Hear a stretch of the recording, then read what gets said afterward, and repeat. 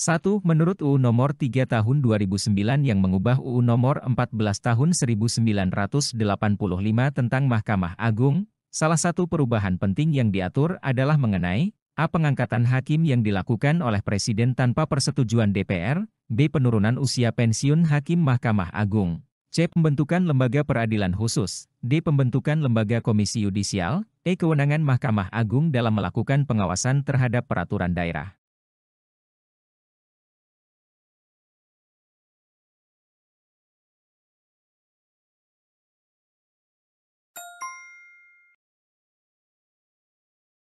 UU Nomor 3 Tahun 2009 yang mengubah UU Nomor 14 Tahun 1985, mengatur tentang penurunan usia pensiun Hakim Mahkamah Agung. Sebelumnya, Hakim Mahkamah Agung pensiun pada usia 70 tahun, tetapi dengan perubahan tersebut, usia pensiun Hakim menjadi lebih muda. 2. Dalam UU Nomor 14 1985 Jo UU Nomor 3 2009, Mahkamah Agung juga memiliki kewenangan untuk A. Menyelesaikan sengketa Pilpres, B. Mengatur pembentukan pengadilan tinggi, C. Memberikan sanksi terhadap pejabat negara, D. Menetapkan peraturan perundang-undangan, E. Mengawasi dan mengevaluasi pelaksanaan tugas pengadilan.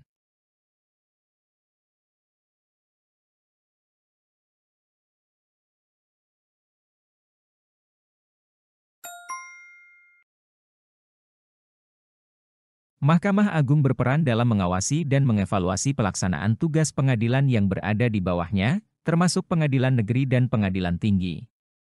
Ini bertujuan untuk memastikan sistem peradilan berjalan sesuai dengan prinsip-prinsip hukum yang berlaku.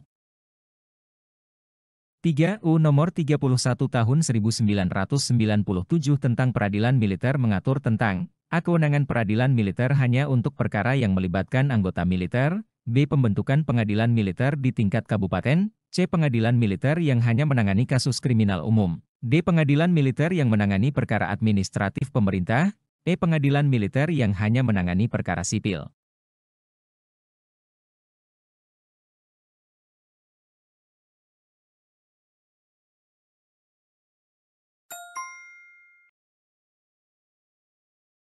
UU Nomor 31 Tahun 1997 mengatur kewenangan pengadilan militer, yang berfokus pada perkara yang melibatkan anggota militer, seperti pelanggaran hukum yang dilakukan oleh anggota TNI atau kasus yang melibatkan kepentingan militer. 4. Undang-Undang Nomor 26 Tahun 2000 mengatur tentang A. Pengadilan niaga, B. Pengadilan hubungan industrial, C. Pengadilan tindak pidana korupsi, D. Pengadilan hak asasi manusia, E. Pengadilan anak.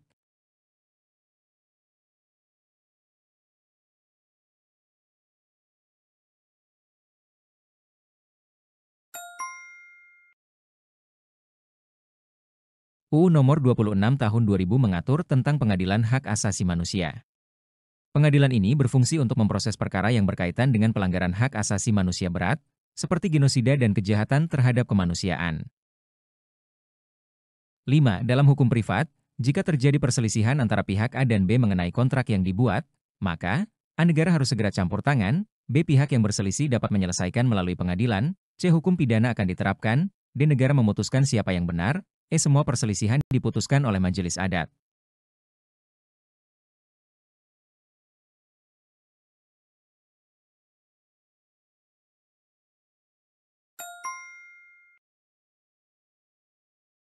Dalam hukum privat, jika terjadi perselisihan, penyelesaiannya dapat dilakukan melalui jalur peradilan perdata. Pihak yang berselisih dapat mengajukan gugatan ke pengadilan untuk mendapatkan keputusan yang adil terkait kontrak atau hak-hak mereka.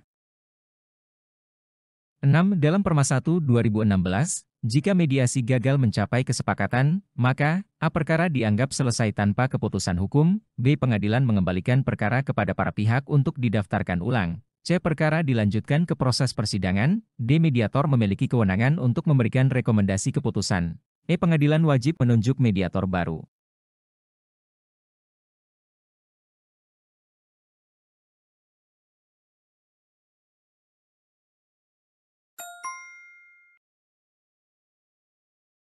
Jika mediasi gagal, maka perkara dilanjutkan ke proses persidangan sesuai dengan tahapan dalam peradilan. 7. Pada pengadilan hubungan industrial, Keberatan atas putusan pengadilan tingkat pertama dapat diajukan dalam bentuk A. Banding ke Pengadilan Tinggi, B. Kasasi ke Mahkamah Agung, C. Peninjauan kembali ke Mahkamah Konstitusi, D. Gugatan baru di pengadilan yang sama, E. Permohonan mediasi ulang.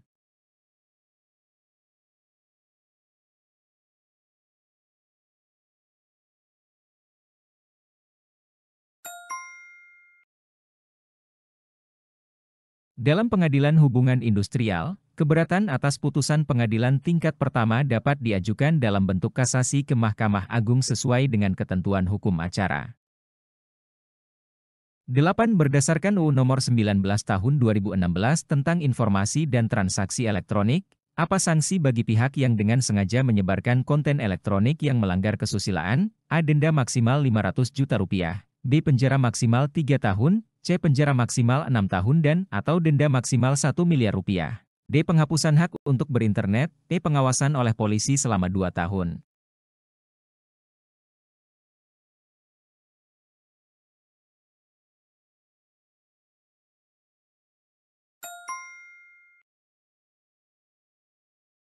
Pasal 27 ayat 1 UU ITE mengatur hukuman bagi pelanggaran kesusilaan melalui media elektronik berupa penjara maksimal 6 tahun dan atau denda maksimal Rp1 miliar.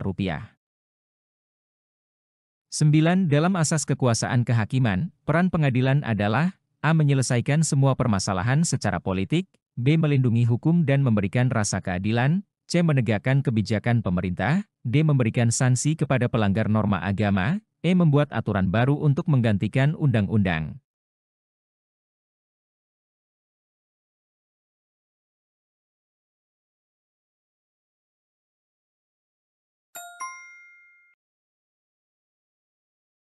Peran utama pengadilan adalah melindungi hukum dan memberikan rasa keadilan kepada masyarakat. Kekuasaan kehakiman yang merdeka bertugas memastikan keputusan yang adil tanpa pengaruh dari pihak luar.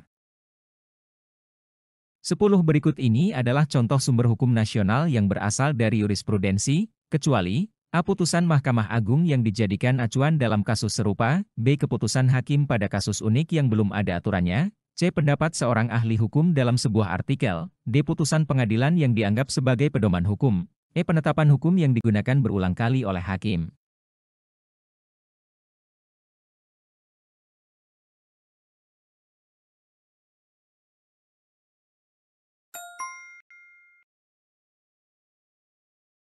Pendapat seorang ahli hukum, doktrin, tidak termasuk dalam jurisprudensi. Jurisprudensi hanya mencakup putusan hakim terdahulu yang menjadi pedoman dalam kasus serupa.